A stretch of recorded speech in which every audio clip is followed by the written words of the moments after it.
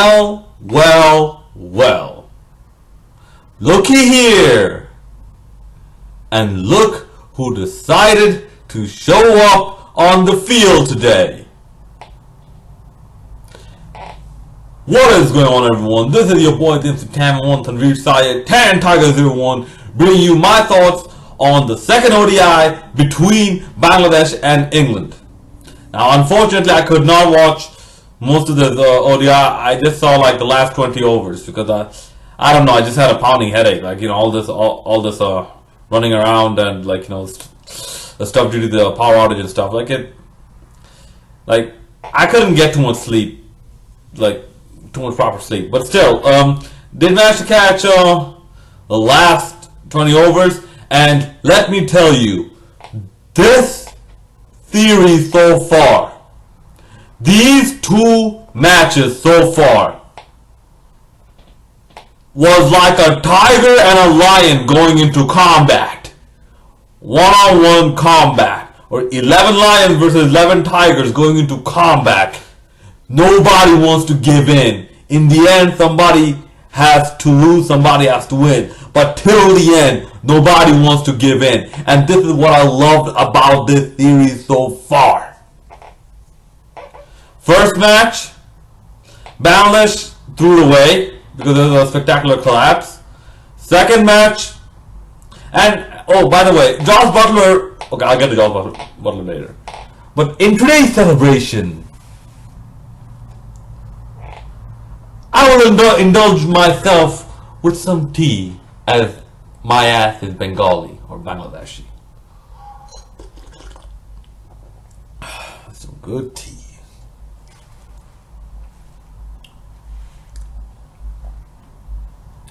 However, in today's match, guess who was the refereeing chief? The man who a lot of people underestimate, Mashrafi Mortaza. A lot of people underestimate Mashrafi Mortaza. Granted, Taskin Ahmed was bowling with some fire. Shafil Islam wasn't also too bad. And Bangladesh made the right call by dropping that lame ass Musharraf Hussain Rubel and bring in a thing. Bring in Nasser Hussain. Nasser Hussain, see, here's the thing. This was why he was such a prominent all-rounder for Bangladesh back in the day when he first debuted. If he doesn't score with the bat, he will do something with the ball. If he doesn't do something with the ball, he will do something on the field.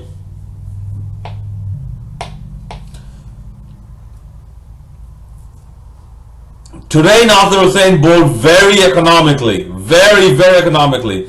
And to have that fifth bowler, Nasser Hussain, that is very good. In fact, you know what? If it were me, I've not changed the squad moving into the third ODI, barring some injuries. I would not change the squad. But yeah, Mashrafi Mortaza, people underestimate what he can do on the field. Listen, the guy has lost pace. Do you know what he has gained or what he has worked on? His line and length and how much he moves the ball. Mashrafi Mortaza is not necessarily a swing bowler. He's a seam bowler. He moves the ball off the pitch a lot. You have a lot of deliveries, not just a few, a good amount of deliveries that pretty much cut the batsman in half. Like if you've watched him, like, you know, this new version of Mashrafi Mortaza, like, you know, past operation version of Mortaza. So yeah, I wouldn't write him out. Like, okay, when he bowls short, that's when he's at his weakest. But like once he pitches it up to a good length, to like you know near the legs and all that, or just short of a length, he is good. He is good because at that pace, it's basically like playing a spinner who can deliver the ball to you at 125 miles, kilometers per hour. Sorry. eventually I have to get it out. Kilometers per hour.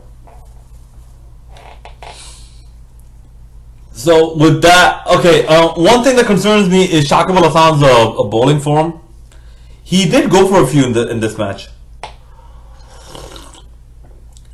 which makes me wonder, guys. Let me know your thoughts in the comment section. Is playing too much T20 starting to affect Shakib Al Hasan, where he's becoming way more attacking and way less defensive? Because this sort of shows, because when you're attacking, you won't necessarily get wickets all the time, but more often than not you will go for a lot of runs. So I don't know. Would you recommend Shakib to like sort of like, you know, bowl more defensively? Okay. Then from England's side, Josh Butler. The fuck are you doing, lad? Fucking hell you doing? Fucking bloody twat. Look, you can see that this series is catching Josh Butler off guard. You can see that. You can see, like, you know, he's trying to act overconfident and he's trying to get under the skin of Bangladesh and all that and all. Like, dude, your counterpart is Murtaza. Your counterpart is one of the best captains in the world today. Among the top 10, sorry, Murtaza is up there. Because given his condition, given what he has been through and how he's coming back, and given how he is marshalling a team so well, it's Murtaza. Like, Murtaza is one of, I'm not saying he's better than Dhoni or something like that, no, but he is one of the better captains. Among the top 10, he's one of the better captains. Definitely. Josh Butler, he has shown some bad temperament. Like, he said, he was asked in the press conference, like, was this a blip or do you take, like, was this just Bangladesh, you know, playing good or something like that? He said, no, it was just a blip, you know, we'll beat them, don't worry. Yeah, that's not the attitude to have as a captain. Because if he loses the third ODI, now if he wins the third ODI, I doubt he will still, you know, be called back as captain. But if he loses the third ODI, what he's gonna do is, like, he says, like, you know, in the end, I have the right to believe this, you know, this and that. Like, basically they will try and hide behind those, I have the right to, you know, this and that, just to defend themselves, which at times is perhaps the worst defense ever possible. That basically tells you, like, yes, I'm wrong, but I'm too scared to admit I'm wrong. Josh Butler is showing that sort of tendency. He should simmer down. Lad, take a seat. Take a fucking seat, you blonde cunt, blonde pug. But yeah, other than that, England, they're still a strong team. They're still a very dangerous team. Very dangerous team. And let's see what happens when the battle between the Tigers and the Lions move from the main city to the port city. I expect, well, England might have some changes, but I expect Bangladesh, at least, you know, to be consistent, like, you know, in terms of their lineup. I think England will bat first. I think Bangladesh wins the toss, England will bat first, and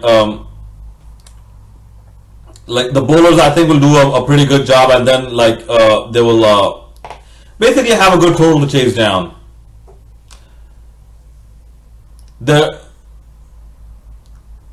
And I don't think there was that much bad bowling by England, because if you look at the totals, Some of them were bad dismissals, like the Shakib dismissal. It was an unlucky dismissal, and a few here and there. But still, we can't expect a Murtaza cameo all the time. Oh yes, one change I'd make. Yo, why is Sabir Rahman still at number 3? Dude, have you not figured out Sabir Rahman, that cameo he played at number 3 against Afghanistan was sort of a fluke? And right now he's playing one of the other teams which is on the up.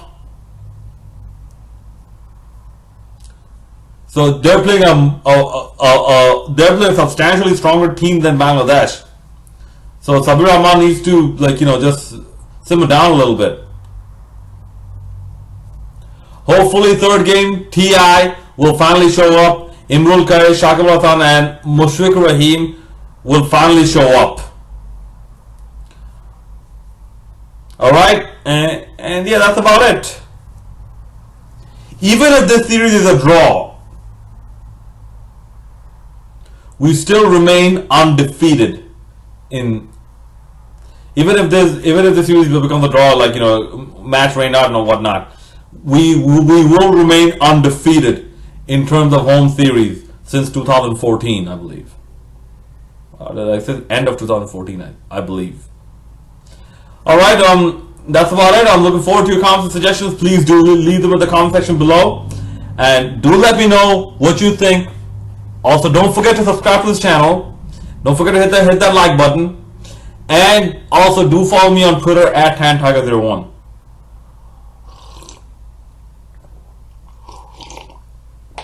This is Tamil 1, Tanveer Syed, signing out.